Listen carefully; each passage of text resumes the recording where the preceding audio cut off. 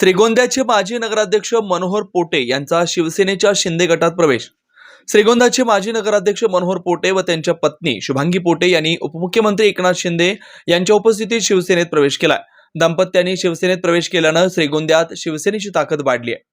नुकत्याच झालेल्या विधानसभा निवडणुकीत शिवसेना पुन्हा सत्तेदाखल झाल्यानं महायुतीत शिवसेनेच्या एकनाथ शिंदे गटात पक्षप्रवेश हळूहळू सुरू झालेत। 2 दिवसांपूर्वी अहिल्यानगर येथे शहरातील माजी नगरसेवकांनी उपमुख्यमंत्री एकनाथ शिंदे यांच्या उपस्थितीत शिवसेनेत प्रवेश केला होता।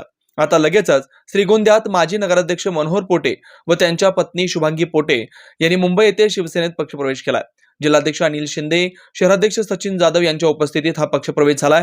माजी नगराध्यक्ष मनोहर पोटे व त्यांच्या पत्नी शुभांगी पोटे आगामी नगरपालिका निवडणुका डोळ्यासमोर ठेवून त्यांनी हा पक्षप्रवेश केला असल्यानं श्रीगोंद्यात शिवसेनेची ताकद वाढल्यानं आगामी काळात त्यांच्याबरोबरच आणखी काही माजी नगरसेवक शिवसेनेत दाखल होणार असल्याचं सांगण्यात येत आहे।